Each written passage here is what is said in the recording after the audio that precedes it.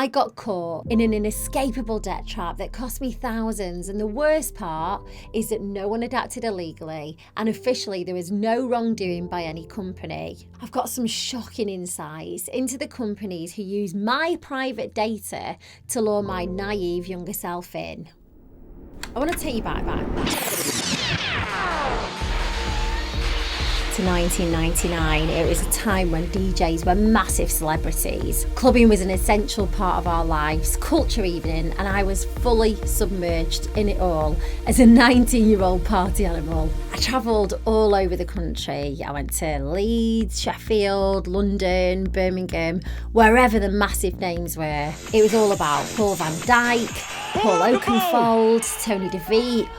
All the massive DJs were our heroes, and our clubbing group, I think it grew up to a point where we were about 30 people strong, and we all lived for the weekend. We're in for one wild night. I was all about who was playing, what club they were at, getting on Ticketmaster, that's the phone line and not the website, to buy our tickets on time, just so they got there in the post. Smartphones weren't a thing back then. My state-of-the-art Nokia had one game on it, Snake, and that was as good as it got. And we'd send texts to see who's out or to find out what everyone's wearing. All my mates lived in different parts of the UK, but even in our dinosaur era, we managed to reunite on the dance floor pretty much on a weekly basis. At the time, I was working as a PA in the centre of Manchester. I was on a pretty low salary. I think it was around 12 grand, and I could do the job with my eyes closed, but the people that I worked with were great, and they used to let me go at 5 on the dot, and I was out of there faster than the music I was about to rave to that night. This lifestyle, it came at a price though, a monetary price. Train tickets, new outfits, tickets to the club or clubs, and that's before I'd even eaten. This is a tasty burger. Or bought any drinks. My mates were students in Birmingham and they all had student loans, so I used to stay at their halls on the weekend, and I'd arrive with a big bag of booze, and that was our unwritten arrangement. It was cheaper than a hotel, and I'd stay all 3 nights and then get the train straight to work on a Monday morning, which wasn't a pleasant experience. It doesn't take a genius to work out that I was spending a lot of money.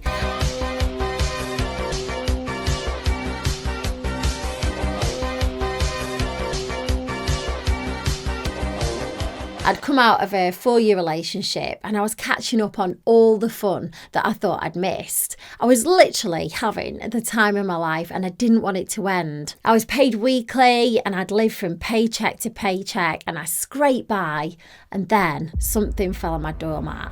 It was a sign, a letter addressed to me, and when I opened it, I thought it was the answer that I'd been looking for. It was a credit card, and they were offering me 3 grand. Now, my mum had always taught me to live within my means, but here was an offer for 3 grand.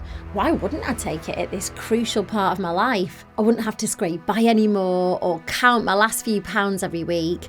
I could buy magazines for the train rides, buy the latest outfits from big fancy department stores, withdraw cash whenever I needed it, and I could treat all my mates at uni. I got a buzz whenever I used it. I remember being in the Big John Lewis in Manchester and finding this amazing hot pink snakeskin pencil skirt and a matching top. And then when I tried it on, it was perfect.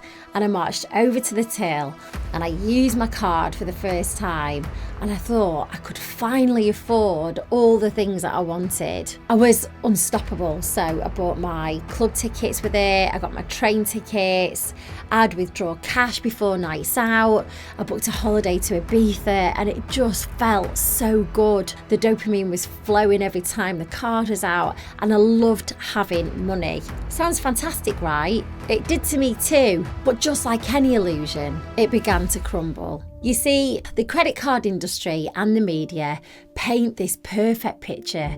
The idea of limitless buying power, the ease of just acquiring what you want instantly. But reality, as I found out, is far from this image. It's not all luxury shopping sprees and stress-free holidays. But with every high comes a low. It wasn't my money, was it? It turns out you can spend $3,000 quite quickly when you're 19, and the wake-up call came when I started realising the enormity of my debt that I was accumulating. My so-called financial freedom was turning into a financial nightmare, and the debt figures were escalating, and my income, well, it wasn't catching up. I started to doubt the path that I was on. Was it financial freedom, or was it a trap cleverly disguised as a dream? I've got to be honest, I wasn't educated about credit at this point, and I couldn't understand why my balance wasn't going down when I was paying the minimum payment every month. I never missed a payment, so why on earth was it not budging? So now at this point, I'm in over $3,000 worth of debt on a low salary, and all I had to show for it was a fading tan from Ibiza, some photos that I got printed out at Boots, the fabulous snakeskin outfit, and flashbacks to jumping around on a dance floor. So what now? I'd successfully hidden the letter from my mum for quite a while. I knew she'd go mad if I got a credit card. It arrived one morning before work, and I opened my statement, and then I quickly threw it on the side in the bedroom and then rushed off to work. And when I got back, my mum had it on the dining room table and greeted me with her disapproving look. My secret was out. But who was to blame here, really? Now, my mum was mad, but she didn't teach me about financial education.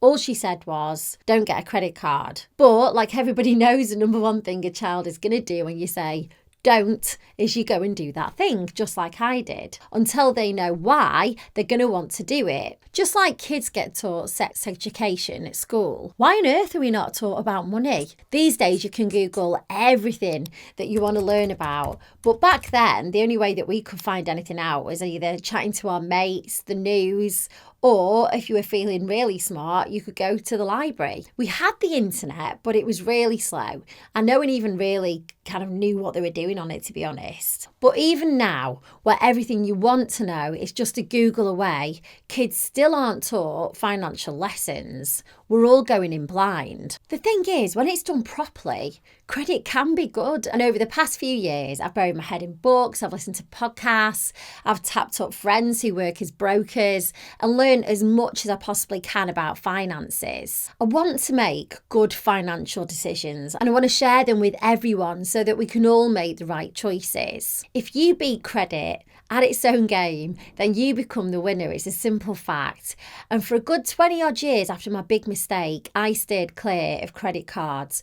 But my advice to people who are just starting out on their financial journey is get one. Not to teach you a lesson about maxing your card and being an idiot like me, but because it can help build your future if you know how to do it right. So if I could go back in time, I'd go and have a word with 19-year-old me and say, get your $3,000 credit card, but only use 30% of your limit. So that'd be about 900 quid of the $3,000 that I spent. Pay it off every month. Build your credit score, because it means that when you need access to low interest rates to buy maybe something like a house or a car, then you'll have played the credit game right. But it makes me wonder, are these companies truly there to help us manage our finances better? Or are they preying on our struggles, our need for convenience, and our desire for that upscale lifestyle? Is it ethical to offer people a line of credit knowing that it could potentially lead them into a debt trap? When my bank sent me that letter offering me a credit card, they already knew loads about me. They knew my name, my address, my gender, birthday, transactions, a whole lot. So they would have known that I like to go out on the weekend and that I was living from paycheck to paycheck. So it doesn't take a genius to think that I'd have been an easy target for a credit card. And I was, wasn't I? These days, it's even worse. Technology's gone up a notch. So NerdWallet found that modern banks and other financial institutions mine data to get to know us better. They collect and analyse our extensive data about customers and their spending habits. Then this data can influence whether customers are approved for credit, their interest rates, and the offers they receive from banks about new products and services. And this is how they do it. They collect basic data from customers, things like age, gender, transactions, and then once you're a customer, financial institutions institutions can mine additional details about you by looking at those card transactions, online bill payment records, and purchasing data that provides information about your web browsing habits. Banks can even purchase anonymous data from third-party brokers and cross-reference it with their own customer information to identify specific individuals and their spending patterns. So I'll explain it simply. Imagine if it was like the Spotify algorithm, but with your banking. They compare all of your data and purchases to other people, and they try to predict what you're going to do next. And yet, we as consumers perpetuate this cycle, whether it's to maintain a lifestyle, manage financial emergencies, or for the simple convenience of not having to carry cash around. We continue to just swipe the cards. The promise of rewards or the idea of building credit, it just seems too good to resist sometimes, and in some cases, impossible to resist. This is Money found instances where credit card limits were increased without the customer's request, sometimes even doubling, tripling, quadrupling the credit limits. This potentially creates temptation for customers, especially those who struggle with the finances. They even did a survey and found that half of credit card owners had their credit limit increased without even being asked, and that 1 in 3 customers spent more on the credit card after the borrowing limit was increased without their request. There are also instances of banks targeting customers who are already in debt. One example is a law firm worker who found that his credit card limit was increased even though he was already in debt. He described the credit card industry as predatory, saying they constantly offer more money to draw customers in deeper. A report by Citizens Advice found that 6 million people had their credit limit increased over a 12-month period without even asking for it, with customers receiving an average of £1,481. The same report noted that people in debt are more likely to have their limit increased than those who aren't, potentially making them more vulnerable to financial troubles. However, it's really important to note that regulators have taken steps to curb these practices. So, for example, the Financial Conduct Authority has taken steps to prevent banks from increasing customer credit limits without their consent. New rules require that customers must be asked if they want to opt in or opt out of future credit limit increases. But here's the reality. That dream purchase could cost you a lot more than its price tag. Once you factor in things like interest rates and potential late fees, the real cost can be a lot more than you bargained for. People are also using the credit cards to supplement the cost of living crisis. But what happens in a year or so when all of that debt just racks up? Here's a crucial piece of information for you. Beware of the potential risks and pitfalls of credit card usage. Not everything that glitters is gold, take it from me. You need to learn to separate the illusion from the reality and understand exactly what you're getting into and critically evaluate every time you use that card. Take a step back, reflect on your spending habits, your outstanding balances, and your ability to repay the debt, and ask yourself, am I really benefiting from this? Or am I just digging myself deeper into debt? Because at the end of the day, we aren't just users of credit cards. We're the ones who actually hold the power to use them wisely or let them control our finances. It's our responsibility to make informed, smart decisions about our money. There's also a chance that credit card companies are tapping into cognitive dissonance. If you haven't heard of this phenomenon, it's the mental stress caused by 2 conflicting beliefs or values. It seems that this could explain the current state of credit card spending in the UK. Despite the rise in income inequality and stagnating wages, consumer confidence and credit card spending continue to grow. It's a really intriguing contradiction, isn't it? According to the UK Office for National Statistics, the richest 1% holds 14% of the UK's total wealth, and the wealth gap continues to widen. But even with these sobering statistics, Brits are amassing credit card debt like there's no tomorrow, even when the real wages are barely keeping up with inflation. So why is credit card spending increasing, despite many people feeling the pinch? Well, let's consider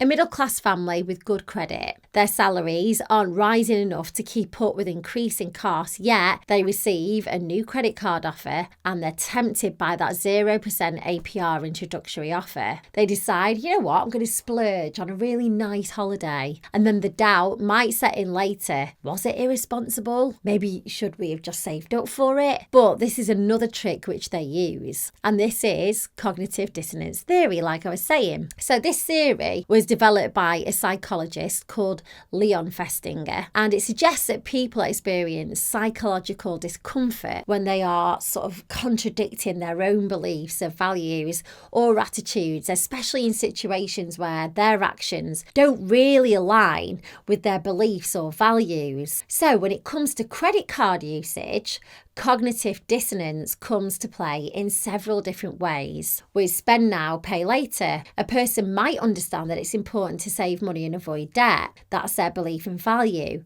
Yet, they'll get the credit card to make the purchases that they can't afford immediately. That's the action. The discomfort arising from this contradiction might lead them to rationalise their behaviour, maybe by telling themselves that they'll pay off the debt quickly or that they really deserve the purchase. We've all justified something, haven't we? Then there's minimum payments. Many people know that making only the minimum payment on a credit card will lead to more interest paid over time, which, let's face it, isn't financially wise. Yet they might still choose to make minimum payments just because of the immediate financial relief that it provides. So again, it's creating a conflict between their actions and their knowledge about smart financial practices. And let's not leave reward schemes out. Credit card companies often offer reward schemes that encourage spending. A cardholder might be fully aware that the rewards don't outweigh the risks of overspending and falling into debt, yet they might continue to overspend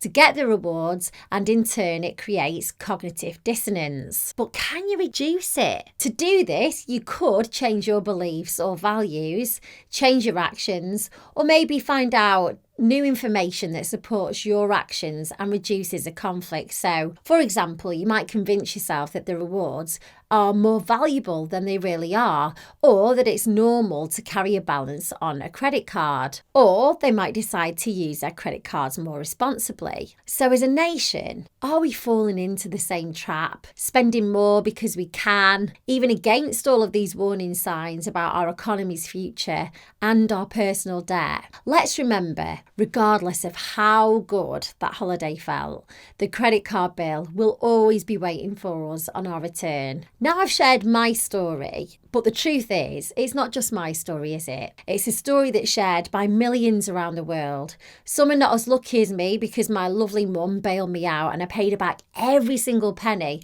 but without it, it would have taken me a really long time to pay that debt back. Yes, credit cards can be an advantageous tool, offering us a level of convenience, rewards and opportunities to build credit. Yet the dark side of this seemingly benign tool is a spiral of debt, mired in high interest rates and also a continuous risk of credit score damage. The credit card industry, with its slick marketing and subtle manipulations, can easily pull us into a whirlwind of debt if we're not careful. I still remember the joy when that credit card letter just dropped through my door. It's essential to remember that it's not just about numbers and figures.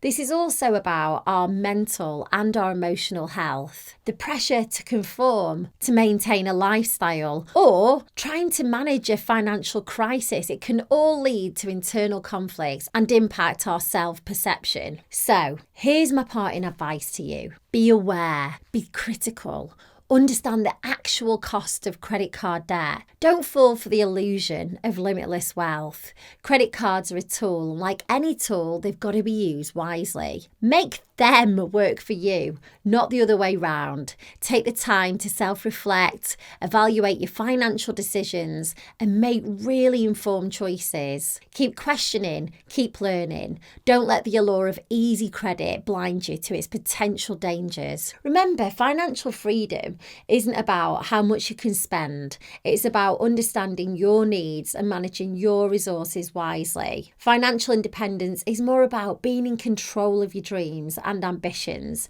than being in debt to your desires.